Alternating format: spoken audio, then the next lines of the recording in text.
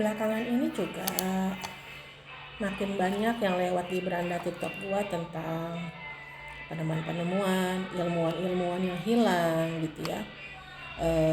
Orang-orang yang mengemukakan pemikirannya tentang alam semesta ini, tentang penelitiannya bagaimana dan orang itu menghilang entah kemana, nggak ada yang tahu gitu ya.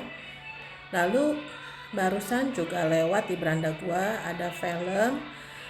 Ini film tentang sekolah jadi pengacara ya, sekolah jadi pengacara, di mana gurunya itu bilang bahwa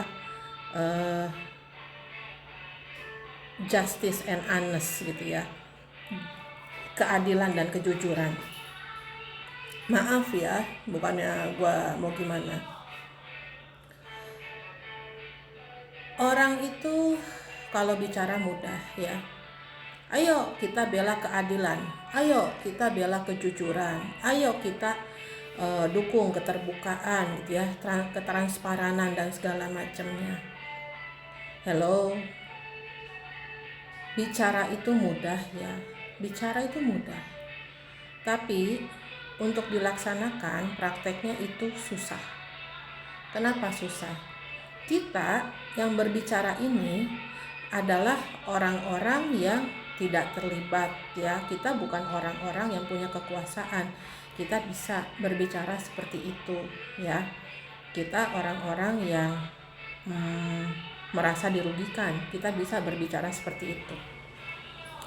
Tapi pada prakteknya dalam soal politik, soal penemuan-penemuan, soal keilmiahan dan segala macam, banyak orang-orang pintar, orang-orang jujur, yang orang-orang yang ingin keadilan,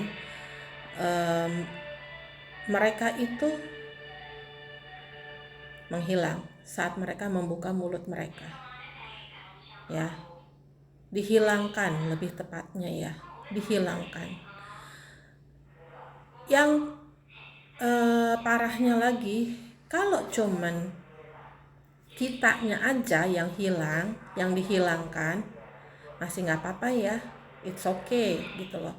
Tapi seringkalinya, kebanyakannya bukan cuma kita yang dihilangkan, tapi suami, istri, anak-anak, orang tua, saudara kita pun dihilangkan. Kalaupun saudara kita, orang tua kita tidak dihilangkan, hanya kita, suami kita, istri kita, dan anak kita yang dihilangkan, atau kitanya saja yang dihilangkan, saudara-saudara kita yang lain akan dibungkam dengan ancaman-ancaman ya. Kenapa? Banyak orang, gua pribadi pun ini sebenarnya nggak terlalu berani untuk banyak speak up gitu ya, untuk banyak mengeluarkan isi-isi pikiran gua, pola pikir gua yang dibilang aneh, ribet, kontroversial, nggak masuk akal, dibilang sekte, sesat lah, apalah, pemikiran sesat, apa segala macam gitu ya. Banyak hal pemikiran-pemikiran gua tentang apapun itu gua keep, gua simpen, gua nggak mau terbuka gitu ya. Gua mencari orang yang bisa untuk bertukar pikiran, tapi gua susah ketemu dengan orang-orang seperti itu. Gua ketemunya dengan orang-orang yang tolol, yang goblok lagi, yang nggak nyampe pola pikirnya, otaknya nggak nyampe gitu loh, nggak nyambung sama gua. Makanya gua selalu sendirian gitu ya.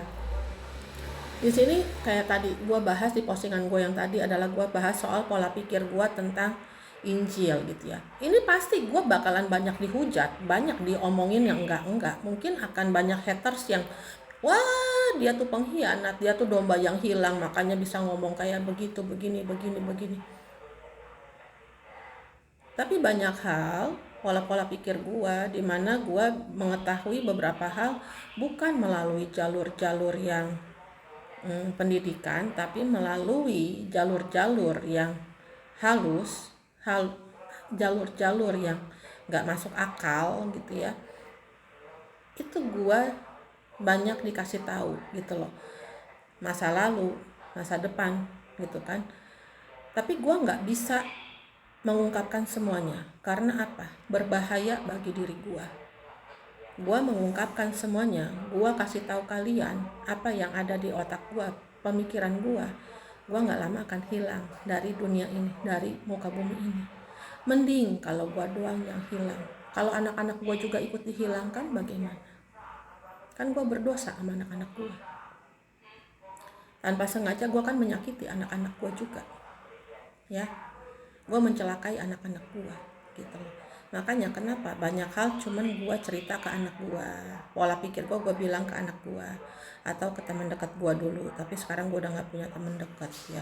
Jadi jangan kalian pikir jadi orang-orang kayak gue yang pola pikir yang kalian bilang ribet, terlalu jauh mikir ke depan, terlalu aneh, musyrik, apalah orang dukun, paranormal, apa segala macam kayak begitu. Kalian ngecap gua, ya terserah lah kalian mau ngecap apa. Itu sebenarnya nggak enak, karena gua nggak bisa berbagi dengan banyak orang. Gua harus hati-hati, gua harus bisa memilih dengan siapa gua berbicara, ya. Gua harus tahu saat gua berbicara seperti ini akibatnya apa ke gua, itu harus gua pikirkan. Akibat buruknya, ya, akibat buruknya yang akan terjadi ke gua apa, akibat buruknya akan terjadi ke anak gua apa. Jadi semua konten yang gua bikin itu gua udah siap dengan resikonya.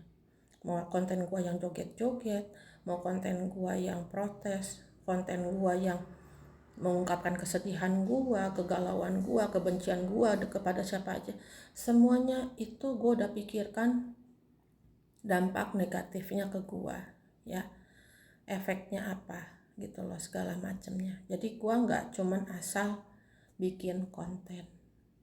Jadi kalian jangan mikir segampang itu membela keadilan, segampang itu kejujuran. Enggak kayak begitu, ya, karena dunia ini penuh dengan kebohongan, penuh dengan tipu muslihat, penuh dengan ketidakadilan, penuh dengan keegoisan, penuh dengan keinginan orang yang ingin mementingkan dirinya sendiri, keselamatan dirinya sendiri, ketidakpedulian kepada orang lain, gitu. Jadi nggak segampang itu kita menegakkan keadilan di muka bumi ini, di negara manapun. Nggak segampang itu, ya. Nggak segampang itu, karena mereka semua satu dengan yang lainnya itu, apalagi khususnya untuk kayak politik, korupsi, apa yang kayak begitu-gitu, itu semua jaring laba-laba istilahnya, dimana semuanya akan kena dampaknya. Mereka itu akan kena dampaknya, mereka itu akan terseret, satu-satu tuh akan terseret, gitu, ya. Dan dimana gue pernah bilang bahwa kalau di politik itu satu orang yang jujur, 100 orang yang tidak jujur. Satu orang yang peduli dengan rakyatnya, 100 orang yang tidak peduli, gitu loh, ya. Ya kita akan kalah, gitu loh. Kalahnya bagaimana? Bisa dengan cara kasar, bisa dengan cara halus, bisa dengan cara yang nyata, bisa dengan cara yang tidak nyata, tuh, ya. Atau tahu-tahu kita akan menghilang begitu saja, nggak tahu kemana, nggak ada yang tahu kita kemana, gitu loh.